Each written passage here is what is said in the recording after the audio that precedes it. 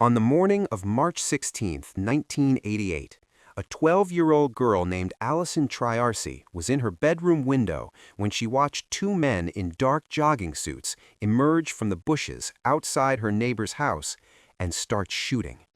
And then she heard the neighbor screaming, not screaming in pain, screaming in desperation, screaming one sentence over and over until he couldn't anymore. "Please don't hurt my wife.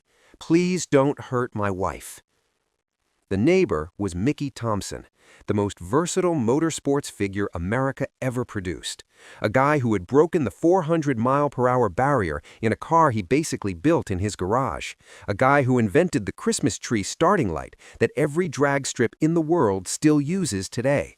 A guy who had revolutionized Indianapolis twice and invented an entirely new spectator sport from scratch. He was 59 years old, and he was in the driveway of his estate in the San Gabriel Mountains bleeding out while the men who had been hired to kill him made sure he watched his wife Trudy die first. Nobody was convicted for almost 20 years. The actual gunmen were never caught, and the story of how it finally got solved is almost as wild as the story of who Mickey Thompson was in the first place. So let's start there, because you need to understand what was lost before any of the rest of this makes sense. Mickey Thompson was born in 1928 in Alhambra, California, to a cop father who drilled into him from birth that nothing was impossible if you worked hard enough at it. When Mickey was 9 years old, his dad drove him out to the Bonneville salt flats in Utah to watch a British driver named John Cobb set the land speed record at 394 miles per hour. Mickey stood there in that flat white emptiness, watching a car disappear across the horizon at a speed no human being had ever traveled on the ground, and he made a decision right there that he was going to beat it someday. He bought his first car for $7.50 when he was 14, a 1927 Chevrolet. He was racing on California dry lakes before he could legally drive, and when he needed money, he got a night shift job at the Los Angeles Times as a pressman so he could race on weekends. No engineering degree, no sponsor money, no factory support, just obsessive, self-taught mechanical instinct and the kind of determination that makes people either great or impossible to be around. And in Mickey's case, it was genuinely both. By the mid-1950s, he was managing Lyons Drag Strip in Long Beach and doing things nobody else was doing. He designed and built what's recognized as the first slingshot dragster, that configuration where the driver sits behind the rear axle to maximize weight over the drive wheels. That layout dominated drag racing for 17 years. He also invented the Christmas tree starting light system to replace human flaggers at the line, which, if you've ever watched any drag racing at all, you've been looking at Mickey Thompson's invention your entire life. And his cars were just winning constantly. At one point, his equipment won 164 of 172 races in a single season, which is a winning percentage that doesn't seem real. But Bonneville was always the obsession. He started building a land speed car in his garage in El Monte, California, with his family and friends, and parts scrounged from junkyards.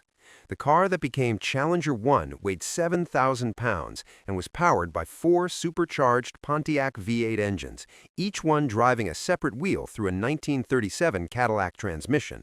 When he went to tire companies to get rubber rated for 400+ miles per hour, they told him no such tire existed, so he worked with Goodyear to engineer one from scratch. On his 5th attempt at Bonneville in September of 1960, Mickey Thompson drove Challenger 1 to a one-way speed of 406.60 miles per hour. First American to crack 400 miles per hour, first person to do it in a car with an American engine. He couldn't get the official FIA world record because a broken drive shaft prevented the return run that the rules required, but the world knew what had happened. They started calling him the fastest man on wheels. Over the course of his career, he set 485 national and international speed and endurance records, including 295 at Bonneville alone. That number is almost impossible to process. And he still wasn't done expanding. At the 1962 Indianapolis 500, Thompson entered 3 rear-engine cars designed by John Crossweight when the entire racing establishment was still committed to front-engine roadsters. Dan Gurney qualified one of them 8th on the grid. The effort won the Mechanical Achievement Award, and, this part is genuinely significant, it brought Colin Chapman across the Atlantic to see what was happening. Chapman went home and designed the Lotus that turned IndyCar racing upside down. So Mickey Thompson didn't just participate in the rear-engine revolution at Indianapolis, he was one of the people who sparked it. He came back the following year with even more radical cars featuring 12-inch wheels and titanium chassis, so lightweight and so fast that USAC, the sanctioning body at the time, essentially changed the rules to ban them. His 1964 Indy effort ended in tragedy when his driver, Dave McDonald, died in a fire on the second lap of the race in a crash that also killed Eddie Sachs and stopped the Indianapolis 500 for the first time in its history. That was the weight Mickey Thompson carried. The records and the innovations, but also the grief that comes with pushing into territory nobody has mapped yet. In 1963, he founded Mickey Thompson Performance Tires, which pioneered drag slicks, wide oval tires, and the first raised white-letter performance tire. That brand is still around today. Goodyear bought it in 2021 as part of a nearly $3 billion deal. In 1973, he established Score International, the largest off-road racing sanctioning body in North America, which runs the Baja 1000 to this day. At age 53, he co-drove to overall victory at the 1982 Baja 1000 himself, because apparently that's just what Mickey Thompson did when he was in his 50s. But his most commercially ambitious idea was something completely new. Thompson looked at desert off-road racing, legitimate trucks and buggies going flat out through the Baja wilderness, and he saw the problem. All the action was happening in front of cactus and jackrabbits. So he decided to bring the desert to the fans instead. He founded Mickey Thompson Entertainment Group in 1979 and started trucking 25 million pounds of dirt into major stadiums across America. He built jumps and obstacles and whoops sections and ran trucks and buggies and ATVs and motorcycles in tight sprint heats every 8 minutes, so there was never a dull moment. He convinced Arnold Schwarzenegger to compete in one of his events. He convinced ESPN and TNN to broadcast them nationally, and it worked beyond anything anyone expected. 85,000 fans at Anaheim Stadium for a single event, average attendance exceeding 40,000. He had invented stadium off-road racing as a spectator sport from nothing, and he was planning expansion to Australia, Japan, and Europe. Mickey's second wife, Trudy, was the other half of all of it. They met when she was working as a secretary to the publisher of Hot Rod magazine, and when they got married in 1971, Mickey chartered 3 jets to fly 250 guests to Las Vegas for the wedding, because of course he did. Trudy co-founded MTEG, and according to their attorney, Phil Bartonetti, she was Mickey's bullshit detector, his eyes and ears. She wrote every check. She caught every grift. Mickey made no decisions without her, and by all accounts, that arrangement was what had kept him from being taken advantage of in business dealings for years. Which brings us to Michael Goodwin. Goodwin had his own claim to fame. He staged the first stadium motocross event at the Los Angeles Coliseum in 1972, drawing 70,000 people, and built what became Supercross into the third highest attended motorsport in America. He'd come out of rock concert promotion. He worked with the Rolling Stones, Jimi Hendrix, Janis Joplin in the late 1960s, and he brought that same showman's instinct to motorcycle racing. Scantily dressed women in the pits, celebrity guests including Steve McQueen, CBS television. By the early 1980s, he was running a legitimate operation. He was also, by multiple accounts, an extremely difficult human being. In a deposition, he once stated flat out that he wasn't a people person, and that all he cared about was results, and that if someone had a contract with him and didn't perform, he would, direct quote, take their legs off. He said this in a legal deposition, on the record, which tells you something about how Michael Goodwin operated. In 1984, when Trudy's knee surgery gave Mickey reason to want a lighter workload, the two men signed a merger agreement. Goodwin received 70% ownership and operational control of the combined stadium racing operation. Thompson took 30%. It fell apart in under 7 months. Their first joint event at the Hoosier Dome in Indianapolis lost money. The second at the Pontiac Silverdome went broke before it even started. Goodwin came to Thompson asking for $60,000, then another $17,000. Mickey paid both times because he wanted the staff to get their paychecks, and then he started looking at where the money had actually gone. He called his sister Colleen. Mickey's words were that Goodwin had stolen $50,000 from him, and he thought the guy was a crook. By October 1984, Thompson sued for breach of contract and fraud. A judge dissolved the partnership. By May 1986, a court ruled Goodwin had stolen more than $500,000 from Thompson and entered a judgment of $514,000 that grew to somewhere between $750,000 and $793,000 with interest and fees, depending on which source you look at. Goodwin declared bankruptcy, and then his wife bought the company's assets out of the bankruptcy estate and hired Goodwin back at $250,000 a year, which was a fraud scheme the courts would eventually unravel too. The final breaking point came in the fall of 1987. Thompson won the exclusive stadium racing contract at Anaheim Stadium, which Goodwin had publicly described as his big cash cow and said his Supercross series couldn't survive without. Thompson also captured the Los Angeles Coliseum and the Rose Bowl. The California Supreme Court rejected Goodwin's final appeal on January 29, 1988. On March 2, just 2 weeks before the murders, Thompson won yet another lawsuit, stopping Goodwin's false advertising. And the whole time this was escalating, roughly 15 different people would later testify to hearing Michael Goodwin threaten Mickey Thompson's life. Not vague anger, not hot-headed frustration, specific, deliberate statements about having him killed. "I'm gonna kill that son of a bitch. I'm too smart to get caught. Before he sees a dime, I'll have him wasted." One witness heard him put a number on it. "I can get it done for 50 grand. 3 days before the murder, Mickey called his sister Colleen and told her he was afraid Goodwin was going to hurt Trudy. His words, "I feel it in my bones." Bradbury, California is one of the most exclusive small communities in America. About 1,000 residents at the base of the San Gabriel Mountains, 20 miles northeast of downtown LA. No commercial businesses, no sidewalks, no traffic signals, guard-gated entrances, minimum 5-acre lots. The average income in that zip code beats Beverly Hills. There's an ordinance against knocking on doors without permission. It is the kind of place where people go specifically because they expect to be left alone. At around 5:55 in the morning on March 16, 1988, Mickey and Trudy Thompson were leaving their estate with its Spanish-style walls and 13-car garage. Trudy was backing the tan Toyota van out of the driveway, headed for the MTEG offices at Anaheim Stadium. Mickey was walking around the side of the garage toward his own car, headed for a health club in Irvine. 2 men came out of the bushes where they'd been hiding. Both black males, 6 feet tall, muscular, 20 to 30 years old, wearing dark hooded jogging suits. They shot Mickey first, multiple times, hitting him in the legs and abdomen, crippling him, and then dragged him into the driveway. One of them went after Trudy.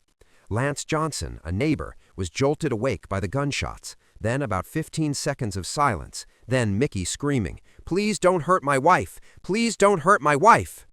What the prosecution would establish later is that this was deliberate. The attack was engineered so Mickey would watch Trudy die first. One of the gunmen forced her to her knees at the bottom of the driveway, picked up her head, and shot her in the back of the skull. Then the other fired behind Mickey's right ear. Mickey was shot 7 times, Trudy twice. Her van key was still in the ignition when police arrived. The left turn signal was still blinking. The killers left behind $70,000 in jewelry on Trudy's body and roughly $4,000 in cash. They left a stun gun that didn't belong to either victim, and for reasons nobody has ever been able to explain, they left an orange peel. They jumped on 2 gray 10-speed bicycles and rode downhill at speed. Lance Johnson fired his revolver from a window. They didn't flinch. They pushed through a gap in a fence, dropped down an embankment, and disappeared along a jogging path that ran along an old railroad right-of-way 2 miles from the Foothill Freeway. The bikes were found abandoned 4 hours later. No fingerprints.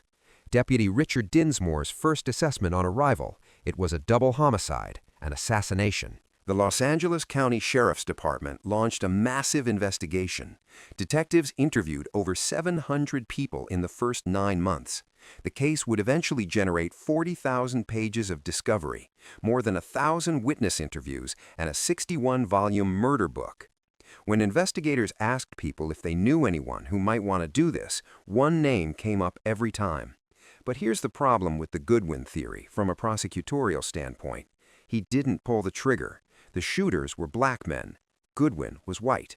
To prosecute him, you need to prove he hired them, which means you need a connection, phone records, financial records, witnesses placing him with the killers, and none of that existed.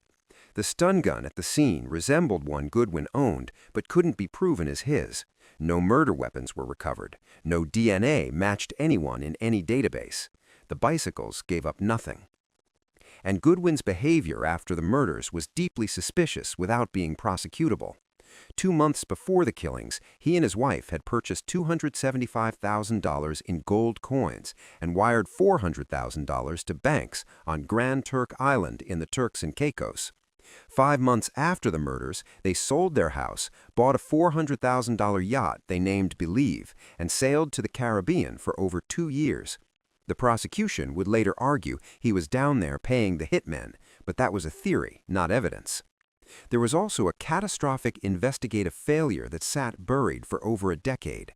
A couple named Ron and Tonya Stevens, who lived 3 blocks from the Thompsons, had reported something important. In the days before the murder, they'd seen 2 men in a rusted 1973 Chevy Malibu station wagon watching the Thompson property through binoculars. Driver was white, passenger was black. They reported this to police multiple times. No detective ever contacted them. That lead disappeared for 13 years. The case stayed alive through 2 forces. One was Detective Mark Lilienfeld of the LASD Homicide Unit, who kept coming back to it throughout his career. The other was Mickey's sister, Colleen Thompson Campbell, who was one of the more remarkable people in this entire story. Colleen had already been through something almost unimaginably terrible. Her own son, Scott, had been murdered in 1982, killed and thrown from a plane into the Pacific Ocean in what turned out to be a drug-related hit. She solved that case herself. She also became the first woman mayor of San Juan Capistrano and emerged as a nationally recognized victims' rights advocate. After her brother and sister-in-law were killed, she offered a $1 million reward, hired private investigators, and got the case onto Unsolved Mysteries in February 1989 and onto America's Most Wanted multiple times. She kept it in front of the public for almost 2 decades. The breakthrough finally came around 2001. The Stevens couple had seen one of those television segments and came forward again. In August 2001, Goodwin was arrested to stand in a police lineup. Ron Stevens and his wife both identified him as the driver of the surveillance vehicle they'd seen watching the Thompson home, 13 years after the fact. Separately, a woman identified as Goodwin's former girlfriend came forward and said that while they were watching a crime show about the Thompson murders, Goodwin had essentially confessed, saying he'd never be caught because he was too smart. And Detective Danny Smith, tapping Goodwin's ex-wife Diane's phone, got another statement claiming her husband had committed the murders. Lilienfeld had tried to get charges filed in 1998, and LA County prosecutors had declined for insufficient evidence, so he took the case to Orange County District Attorney's Office, which got a grand jury indictment. On December 13, 2001, police knocked on Goodwin's door and arrested him. 2 counts of first-degree murder, special circumstances of lying in wait, financial gain, multiple murder. No bail. Then the jurisdiction problem almost let him walk. The 4th District Court of Appeal ruled Orange County didn't have jurisdiction because the murders happened in LA County. Goodwin was about to be released when, and the timing on this is almost cinematic, hours before his scheduled release, he was rearrested by Los Angeles County. On June 8, 2004, LA County DA Steve Cooley filed new charges in Pasadena. The trial started November 7, 2006 in Pasadena Superior Court. 6 weeks, Judge Terry Schwartz presiding. Deputy DA Alan Jackson as lead prosecutor, a guy who hadn't even been in college when the Thompsons were shot. Jackson told the jury up front there was no single smoking gun. The entire case was circumstantial. What he built instead was architecture, motive, threats, surveillance, financial evidence, flight. Roughly 15 witnesses testifying to Goodwin's explicit statements about having Thompson killed. Bill Wilson, a retired cop who had actually introduced the 2 men, testified that Goodwin told him Thompson was killing him, taking everything he had, and that he was going to take him out. When Wilson told him nobody wins that game, Goodwin said he was too smart for it. The Stevens couple described what they'd seen. The now adult Allison Triarci described what she'd watched from her bedroom window as a 12-year-old. Goodwin's ex-girlfriend testified about the confession during the crime show. The financial records, gold coins, offshore wire transfers, yacht purchase, painted the picture of a man repositioning his assets before and fleeing after. The defense attorney was Elena Saras from the LA County Public Defender's Office, and she had real points to make. Complete absence of forensic evidence, no murder weapons, no identified killers, no proof of payment. She challenged the 13-year-old eyewitness identification and brought in a psychologist to explain how memory degrades over time. She argued that years of television coverage had created a folklore around the case that had contaminated the witness's memories. She acknowledged Goodwin might be a difficult person, but said being a jerk isn't evidence of murder. Goodwin didn't testify. After 5 to 6 days of deliberation, the jury came back on January 4, 2007. Guilty, 2 counts of first-degree murder. Special circumstances found true on lying in wait and multiple murder. Goodwin shook his head slightly. On March 1, 2007, Judge Schwartz sentenced him to 2 consecutive life terms without possibility of parole. At sentencing, Goodwin maintained he was innocent. Colleen Campbell gave a 15-minute victim impact statement and showed the court a photograph of Mickey and Trudy and their part coyote, part German shepherd dog Punky, taken yards from where they died.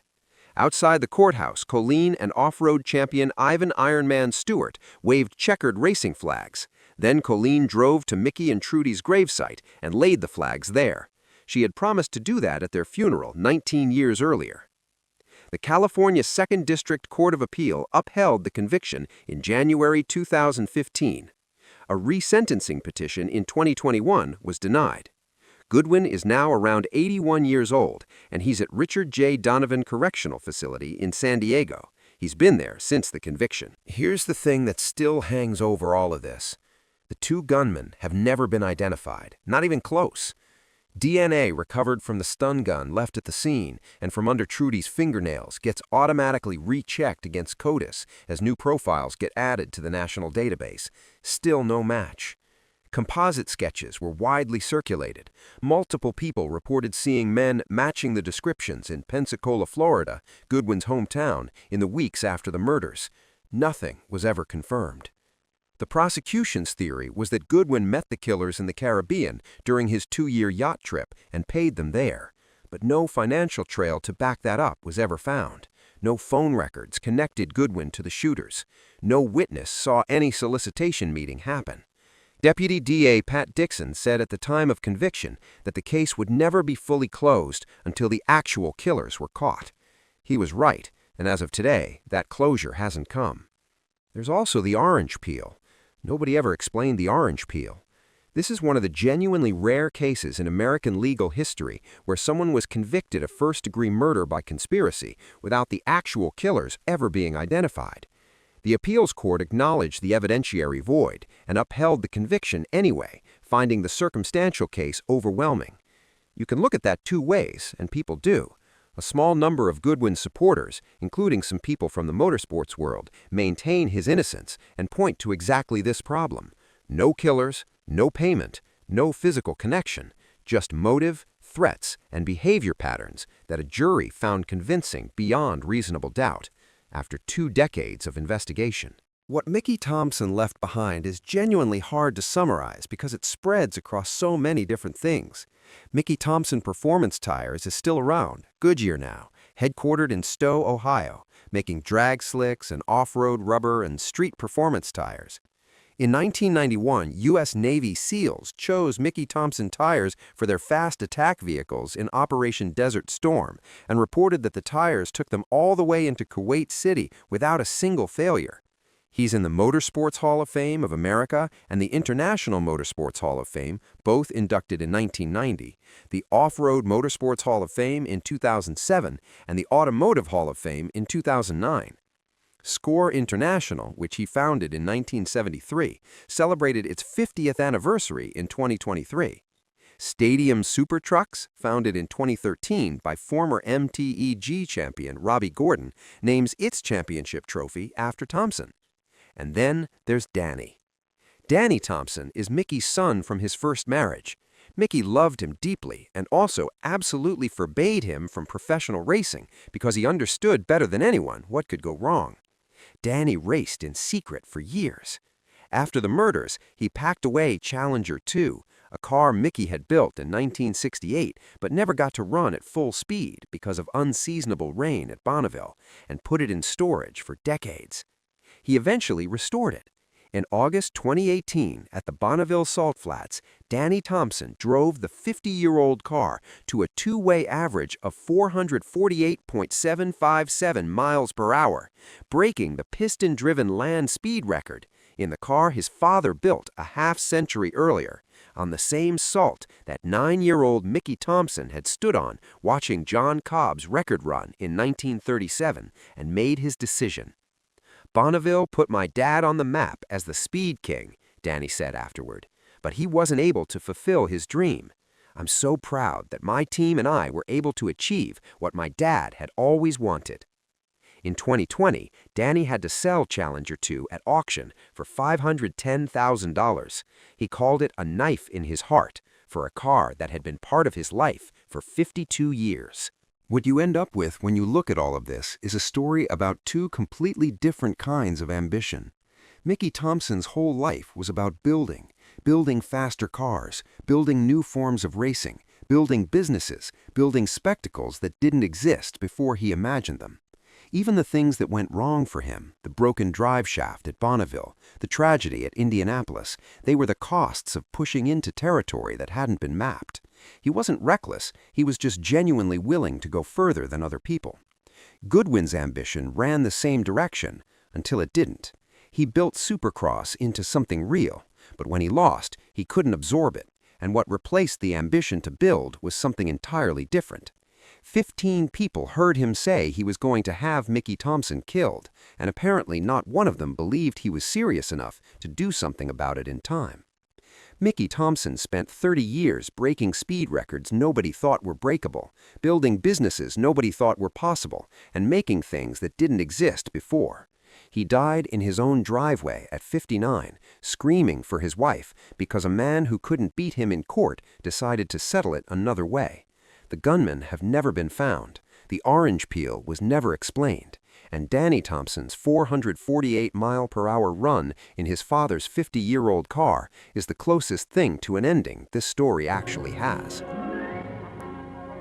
A kiss from Judy has become part of the takeoff ritual with Thompson. He is a proud man who reckons he has traveled better than 300 miles at speeds in excess of 350 miles per hour.